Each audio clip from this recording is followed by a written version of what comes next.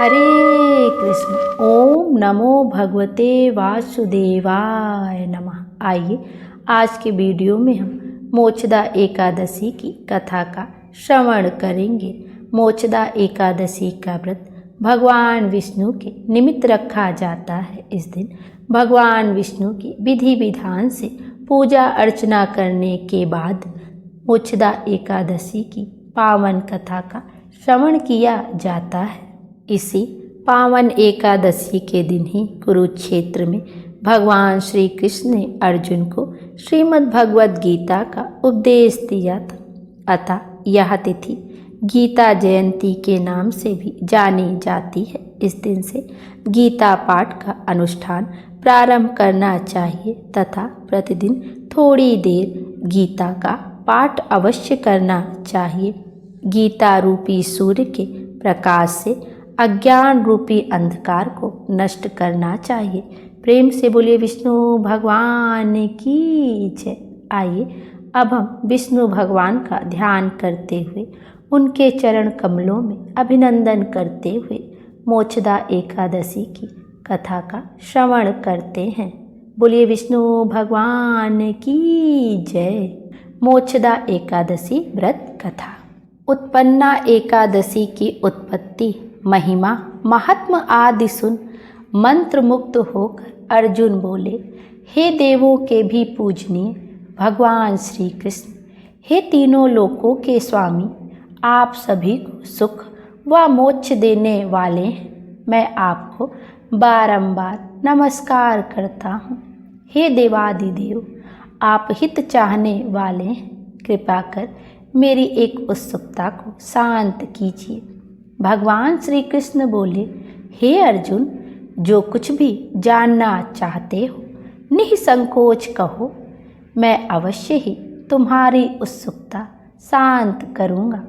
श्री हरि, यह जो आपने मार्गशीर्ष माह के कृष्ण पक्ष की एकादशी के विषय में बताया है, उससे मुझे बड़ी ही शांति प्राप्त हुई है।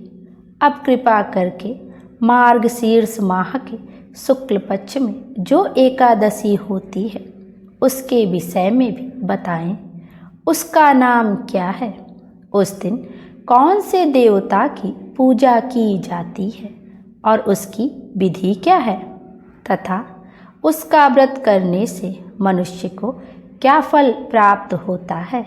भगवान, मेरे इन प्रश्नों को विस्तार सहित उत्तर देकर मेरी उत्सुकता को दूर कीजिए। आपकी बड़ी कृपा होगी। भगवान श्री कृष्ण बोले, हे कुंती नंदन, तुमने अत्यंत उत्तम प्रश्न किया है, इसलिए तुम्हारा यश संसार में फैलेगा। मार्गशीर्ष माह के शुक्ल पक्ष की एकादशी अनेक पापों को नष्ट करने वाली है। संसार में इसे मोक्षदा एकादशी के नाम से जाना जाता है। इस दिन श्री दामोदर भगवान की धूप दीप नैवेद्य आदि से भक्तिपूर्वक पूजा करनी चाहिए। हे अर्जुन, इस एकादशी के व्रत पुण्य के प्रभाव से नरक में गए हुए माता पिता पितृ आदि को स्वर्ग की प्राप्ति होती है। एक पुराण में इसकी कथा इस प्रकार है, इसे ध्यान पूर्वक सुनो।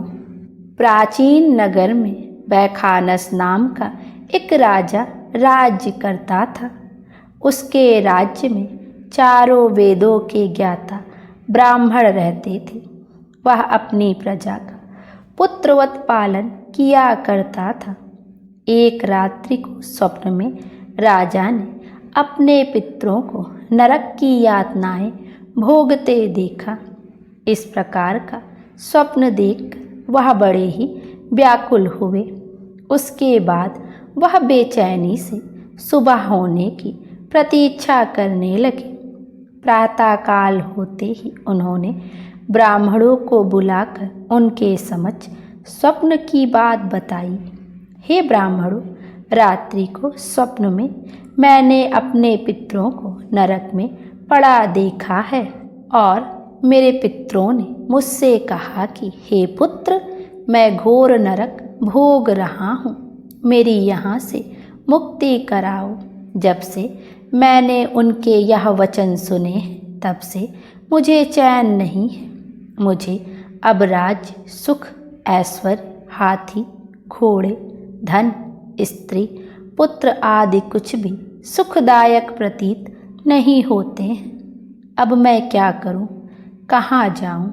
इस दुख के कारण मेरा शरीर तप रहा है। आप लोग मुझे किसी प्रकार का तप, दान, व्रत आदि बताएं, जिससे मेरे पिता को मुक्ति प्राप्त हो।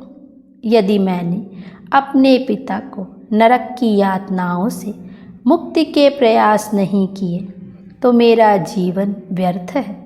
जिसके पितर नरक की यातनाएं भोग रहे हों, उस व्यक्ति को इस धरती पर सुख भोगने का कोई अधिकार नहीं है।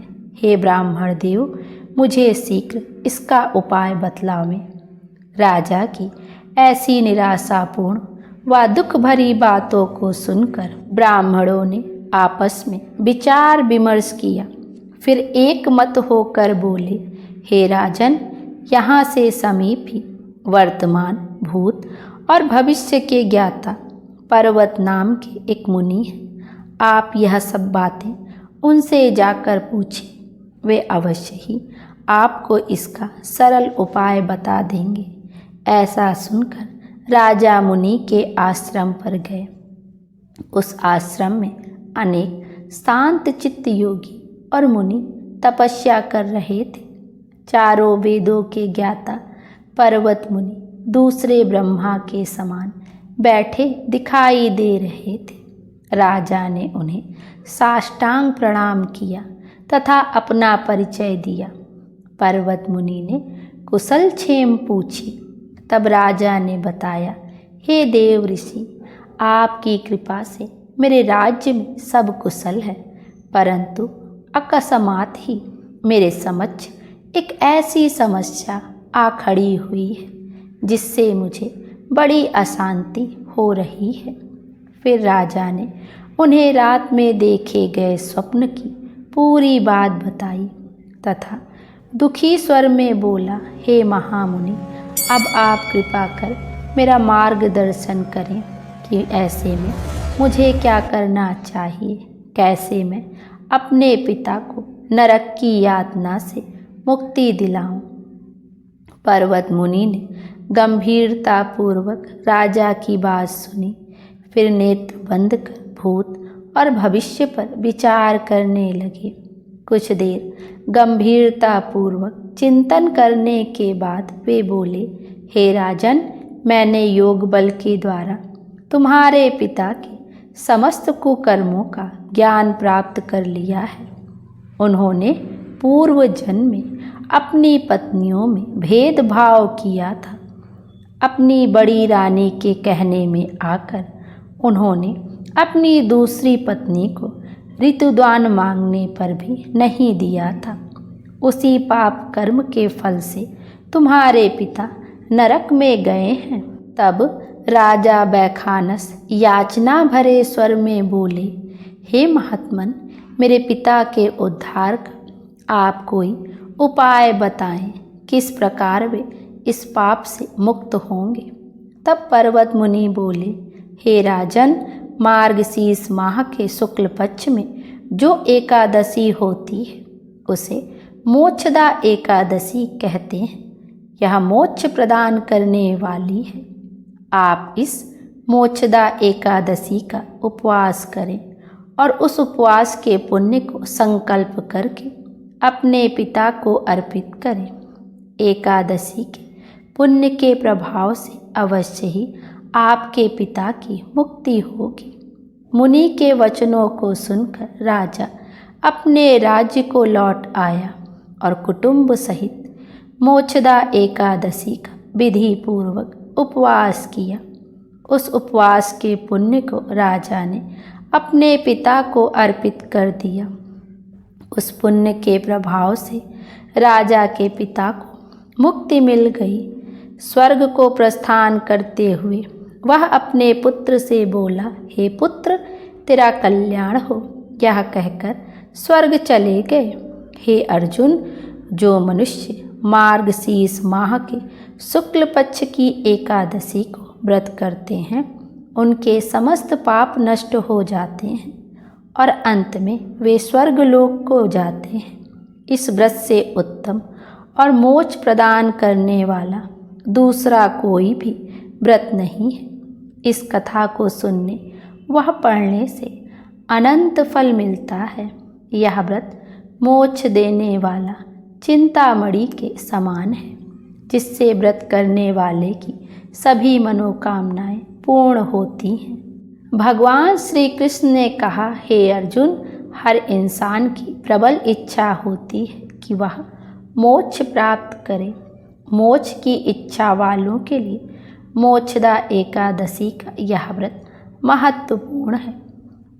पिता के प्रति पुत्र के दायित्व का इस कथा से उत्तम दृष्टांत दूसरा कोई नहीं है। अतः भगवान श्री हरि विष्णु के निमित्त यह व्रत पूर्ण निष्ठा व श्रद्धा से करना चाहिए। इस कथा का सार, पिता के प्रति भक्ति और दूसरों के लिए पुण्य अर्पित करने की अनुपम गाथा है यह कथा। इस एकादशी का व्रत केवल व्रत करने वाले प्राणी को ही नहीं, बल्कि उसके पितरों का भी इस व्रत से भला हो जाता है। अपने किसी सगे सहोदर मित्र बंधु को भी इस व्रत का फल अर्पण करने से उसके भी पापों व क्लेशों का नाश हो जाता है। जो साधक माता पिता में ईश्वर को देखते हैं, भगवान विष्णु की असीम अनुकंपा से उनकी समस्त कामनाओं की सिद्धि होती है। बोले विष्णु भगवान की जय। आइए अब राजा अम्बरीश की पावन कथा का श्रवण करते हैं।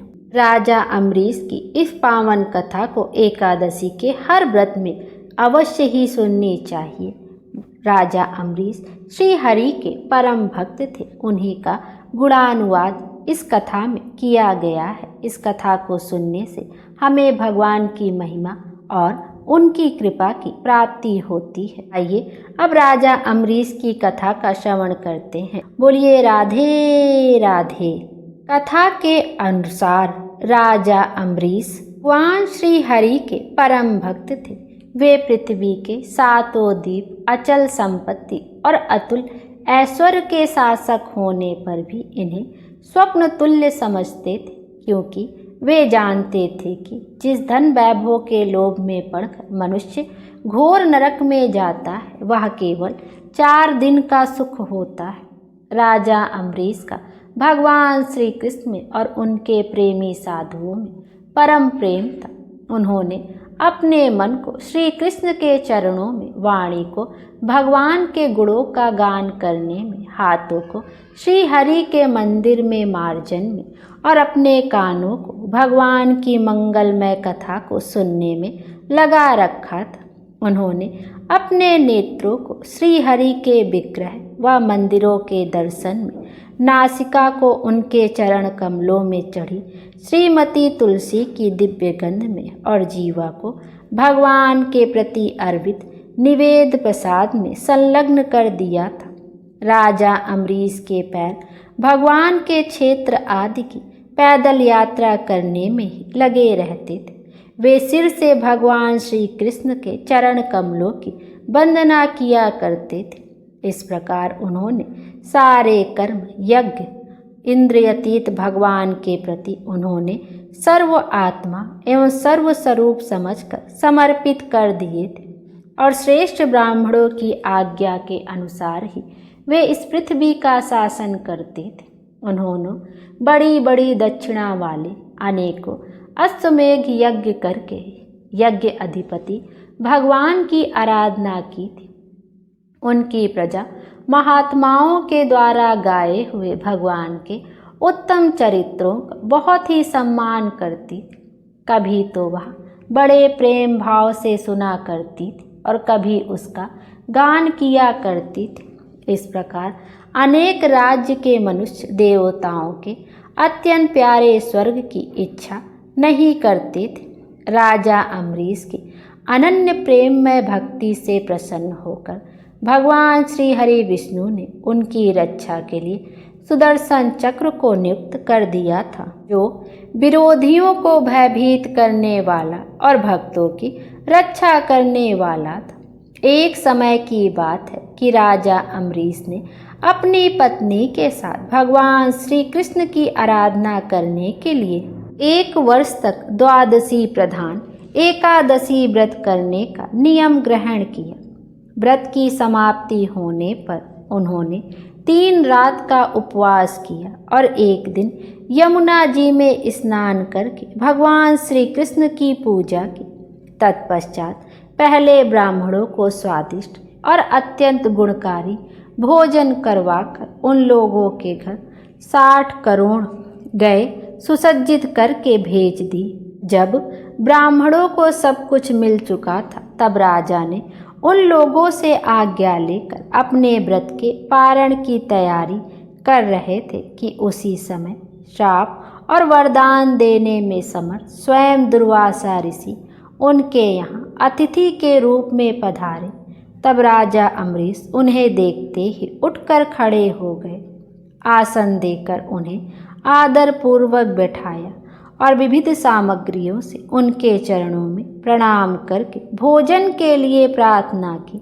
तब दुर्वासा ऋषि ने राजा अम्बरीश की प्रार्थना स्वीकार की और कहा कि मैं आवश्यक कर्मों से निवृत्त होकर आ रहा हूँ, बाद में ही भोजन करूँगा। ऐसा कहकर वे नदी तट पर चले गए। वे ब्रह्मा जी का ध्यान करते हुए यमुना के पवित्र जल में स्नान करने लगे। इधर द्वादशी तिथि केवल घड़ी भर की शेष रह गई थी। तब धर्मात्मा अम्बरीश ने धर्म संकट में पड़कर ब्राह्मणों के साथ परामर्श किया। उन्होंने कहा कि ब्राह्मण देवताओं, ब्राह्मण को भोजन कराए बिना स्वयं भोजन कर लेना और द्वादशी रहते पारण न करना, दोनों में ही दोष है। इसलिए इस समय जैसा करने में मेरी भलाई हो और मुझे पाप ना लगे, ऐसा कोई उपाय मुझे आप बताइए। इस तरह राजा अम्बरीश ने ब्राह्मणों के साथ विचार विमर्श किया तो ब्राह्मणों में कहा कि श्रुतियों में ऐसा कहा गया है कि जल पी लेना भोजन करना ही है और नहीं करना भी है, इसलिए इस समय केवल आप जल से ही पारण कर लें। ब्राह्मणों के कहने पर राजा ने मन ही मन भगवान का चिंतन करते हुए द्वादशी के रहते जल ग्रहण कर लिया। उसी समय दुर्वासा ऋषि यमुना तट से लौट आए थे और इस प्रकार राजा अम्बरीश को जल पीता हुआ देखकर बहुत ही क्रोधित हो गए। उस समय दुर्वासा ऋषि बहुत भूखे थे। वह क्रोध से थर थर काँपने लगे और अत्यधिक क्रोध में हाथ जोड़कर खड़े राजा अम्बरीश से कहा कि अरे इसे देखो, यह कितना क्रूर है। यह धन के मद में मतवाला हो रहा है। भगवान की भक्ति तो इसे छूती भी नहीं और यह अपने आप को समर्थ मानता है। आज इसने धर्म का उल्लंघन करके बड़ा अन्याय किया है। मैं इसके घर अतिथि होकर आया था, किंतु फिर भी उसने मुझे बिना खिलाए स्वयं भोजन कर लिया। ऐसा व्यक्ति कभी भी भक्त नहीं हो सकता जो अतिथि को भोजन करवाने से पहले स्वयं भोजन कर ले। हे अम्बरीश, तूने इस तरह से मेरा अपमान किया है, इस अपमान का फल तो तुझे भोगना ही पड़ेगा। यह कहते हुए वह क्रोध से लाल हो उठे और उन्होंने अपनी एक जटा उखाड़ी और जमीन पर फेंक दी तो उस जटा से एक बाल से कृत्य राक्षसी उत्पन्न हुई। वह आग के समान जलती हुई हाथ में तलवार लेकर राजा अम्बरीश पर टूट पड़ी। परम पुरुष परमात्मा ने अपने सेवक की रक्षा के लिए पहले से ही सुदर्शन चक्र को नियुक्त कर रखा था। जैसे ही आग क्रोध से गुर्राते हुए सांप को भस्म कर देती है, वैसे ही चक्र ने दुर्वासा जी के कृत्या को जलाकर ढेर कर दिया। जब दुर्वासा जी ने देखा कि मेरी बनाई हुई कृतियाँ तो जल रही हैं और वह चक्र मेरी तरफ आ रहा है, तो वे अपने प्राणों को बचाने के लिए वहाँ से भागने लगे। जैसे ऊंची ऊंची लपटों वाला दावानल सांप के पीछे दौड़ता है, वैसे ही भगवान का चक्र तो उनके पीछे ही लग गया। तब दुर्वासा ऋषि जी दिशा, आकाश, पृथ्वी, अतल बितल, आदि अनादि के नीचे लोक, समुंदर, लोक पार और उनके द्वारा सुरक्षित लोक एवं स्वर्ग लोक तक गए। परंतु जहाँ जहाँ वो गए चक्र उनके पीछे पीछे लगा रहा। दुर्वासा ऋषि को अपना कोई रक्षक नहीं मिला तो वह डर गए और अपने प्राण बचाने के लिए देव शिरोमणि ब्रह्मा जी के पास गए और बोले कि पितामह, आप स्वयं भू हैं, भगवान के इस तेजोमय चक्र से मेरी रक्षा कीजिए। तब ब्रह्मा जी ने कहा कि दुर्वासा जी, मैं शंकर जी, दक्ष, भृगु आदि प्रजापति, भूतेश्वर आदि सब जिनके बनाए नियमों में बंधे हैं तथा जिनकी आज्ञा सिरोधार्य करके हम लोग संसार का हित करके हैं, उनके भक्त के द्रोही को बचाने में समर्थ नहीं है। जब ब्रह्मा जी ने इस प्रकार दुर्वासा जी को निराश कर दिया, तब भगवान के चक्र से संतप्त होकर वे कैलाशवासी भगवान शंकर की शरण में गए। तब शंकर जी ने कहा, दुर्वासा जी, जिनसे पैदा हुए अनेक ब्रह्मांडों में हमारे जैसे हजारों चक्कर काटते हैं, यह चक्र उन्हीं विश्वेश्वर का सत्र है, या हम लोगों के लिए असंभव है। आप उन्हीं के शरण में जाओ, वे भगवान ही तुम्हारा मंगल करेंगे। तब निराश होकर दुर्वासा ऋषि श्री भगवान के परम धाम बैकुंठ धाम की तरफ भागे और उनके पीछे पीछे चक्र लगा हुआ था। दुर्वासा ऋषि तो भगवान के चक्र की आग से जल रहे थे। वे भगवान श्री हरि के चरणों में गिर पड़े और उन्होंने कहा कि हे अच्युत अनंत, आप संतों के एकमात्र इच्छित हैं। हे प्रभु, संपूर्ण जगत के जीवन दाता, मैं अपराधी हूँ, आप मेरी रक्षा कीजिए। आपका परम प्रभाव न जानने के कारण ही मैंने आपके प्यारे भक्त का अपमान किया है। प्रभु, अब आप ही मुझे बचा सकते हैं। तो श्री भगवान ने कहा, हे दुर्वासा जी, मैं सर्वथा भक्तों के अधीन हूँ, मुझे तनिक भी स्वतंत्रता नहीं है। जो भक्त स्त्री पुरुष, ग्रह गुरु जन प्राणी धन, इस लोक और परलोक सबको छोड़कर केवल मेरी शरण में आ गए हैं, तो उन्हें छोड़ने का संकल्प भी मैं कैसे ले सकता हूँ। इसमें संदेह नहीं कि ब्राह्मणों के लिए तपस्या और विद्या परम कल्याण के साधन है, परंतु यदि ब्राह्मण उद्दंड और अन्यायी हो जाएं, तो वे दोनों ही उल्टा फल देने लगते। दुर्वासा जी सुनिए, मैं आपको एक उपाय बताता हूँ, जिसका अनिष्ट करने से आपको इस विपत्ति में आना पड़ा। आप उसी के पास जाइए और उन्हीं से क्षमा मांगिए, तभी आपको शांति मिलेगी। श्री हरि के वचन सुनते ही दुर्वासा ऋषि उल्टे पांव फिर भागे। सुदर्शन चक्र की ज्वाला से जलते हुए दुर्वासा ऋषि लौटकर राजा अम्बरीश के पास आए। राजा अम्बरीश वहीं पर खड़े उनका इंतजार कर रहे थे। जैसे ही ऋषि दुर्वासा को देखा तो कहा कि ऋषिवर, आप कहाँ चले गए थे? मैं आपका कब से इंतजार कर रहा। तो महर्षि दुर्वासा ने चक्र की ओर इशारा करते हुए अत्यंत दुखी होकर कहा, राजा अम्बरीश के पैर पकड़ लिए। तब दुर्वासा जी के ऐसा करते देखकर उनके चरण पकड़ने से लज्जित होकर राजा अम्बरीश भगवान के चक्र की स्तुति करने लगे। अम्बरीश ने कहा कि प्रभु सुदर्शन, आप अग्नि स्वरूप हैं, भगवान के प्यारे हजार दंतों वाले चक्रदेव, मैं आपको नमस्कार करता हूँ। समस्त अस्त्र को नष्ट कर देने वाले एवं पृथ्वी के रक्षक, आप इन ब्राह्मण की रक्षा कीजिए। आप कृपा करके हमारे कुल के भाग्य उदय के लिए दुर्वासा जी का कल्याण कीजिए। हमारे ऊपर यह आपका महान अनुग्रह होगा। यदि मैंने कुछ भी दान किया हो, यज्ञ किया हो अथवा अपने धर्म का पालन किया हो, यदि हमारे वंश के लोग ब्राह्मणों को ही अपना आराध्य देव समझते रहे हों, तब दुर्वासा जी की जलन मिट जाए।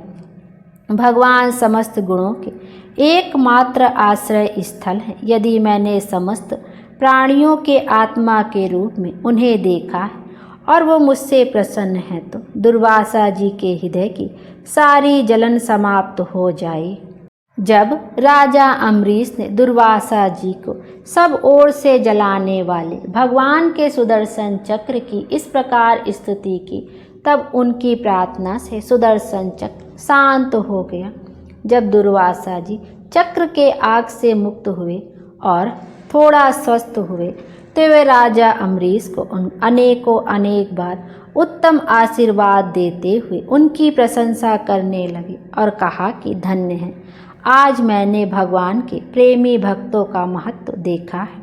हे राजन, मैंने आपका अपमान करके अपराध किया है, फिर भी आप मेरे लिए मंगल कामना कर रहे हैं। महाराज अम्बरीश, आपका हृदय करुणा भाव से परिपूर्ण है। आपने मेरे ऊपर महान अनुग्रह किया है। आप अपने अपमान को भुलाकर मेरी रक्षा की है, क्योंकि जब सुदर्शन चक्र से भयभीत होकर ऋषि दुर्वासा भाग रहे थे, तब से लेकर उनके लौटने तक 1 वर्ष का समय बीत गया था। तब 1 साल तक राजा अम्बरीश उनके दर्शन की आकांक्षा से केवल जल पीकर ही रहे। पूरे 1 साल तक राजा अम्बरीश ने भोजन नहीं किया। वे दुर्वासा ऋषि के लौटने की राह देख रहे थे। तब जैसे ही दुर्वासा ऋषि आए तो उन्हें प्रसन्न होकर विधि पूर्वक भोजन करवाया और दुर्वासा ऋषि ने भी बहुत संतुष्ट होकर राजा अम्बरीश के गुणों की प्रशंसा की और ढेरों आशीर्वाद देते हुए उनसे अनुमति लेकर आकाश मार्ग से प्रस्थान किया। दुर्वासा ऋषि के जाने के बाद उनके भोजन से बचे हुए अत्यंत पवित्र अन्न को राजा ने सहपरिवार ग्रहण किया। आज कुछ वर्ष बीतने पर राजा अम्बरीश ने अपने ही समान भक्त पुत्रों पर राज्य का भार छोड़ दिया और स्वयं वन में चले गए। वहाँ वे बड़ी धीरता के साथ आत्मस्वरूप भगवान में अपना मन लगाकर गुणों के प्रवाह रूपी संसार से मुक्त हो गए। हे विष्णु भगवान, हे कृष्ण कन्हैया, जिस प्रकार आपने राजा अम्बरीश की रक्षा करी, उसी तरह हमारी भी करना। कहानी कहने वाले और सुनने वाले दोनों पर अपनी कृपा दृष्टि बनाए रखना। बोलिए भगवान विष्णु की जय। आइए अब विष्णु जी की आरती का भी श्रवण करते हैं। ओम जय जगदीश हरे, स्वामी जय जगदीश हरे, भक्त जनों के संकट क्षण में दूर करे। ओम जय जगदीश हरे, जो ध्यावे फल पावे, दुख बिन से मन का, सुख संपत्ति घर आवे, कष्ट मिटे तन का। ओम जय जगदीश हरे, मात पिता तुम मेरे, शरण गहूँ मैं किसकी, तुम बिन और न दूजा, आस करूँ मैं जिसकी। ओम जय जगदीश हरे, तुम पूरन परमात्मा, तुम अंतर्यामी, पार ब्रह्म परमेश्वर, तुम सबके स्वामी। ओम जय जगदीश हरे, तुम करुणा के सागर, तुम पालन करता, मैं मूरख खल कामी, कृपा करो भरता। ओम जय जगदीश हरे, तुम हो एक अगोचर, सबके प्राणपति, किस विध मिलूं दया मैं, तुमको मैं कुमति। ओम जय जगदीश हरे, दीन बंधु दुख हरता, तुम रक्षक मेरे, करुणा हस्त उठाओ, द्वार पड़ा मैं तेरे। ओम जय जगदीश हरे, विषय विकार मिटाओ पाप हरो देवा, श्रद्धा भक्ति बढ़ाओ संतन की सेवा। ओम जय जगदीश हरे। श्री जगदीश जी की आरती जो कोई नर गावे, कहत शिवानंद स्वामी सुख संपत्ति पावे। ओम जय जगदीश हरे। स्वामी जय जगदीश हरे। बोले विष्णु भगवान की जय। विष्णु भगवान हम सब की मनोकामना पूर्ण करें और हमारे जीवन को खुशियों से भर दें। Thank you. Radhe Radhe. Hare Krishna.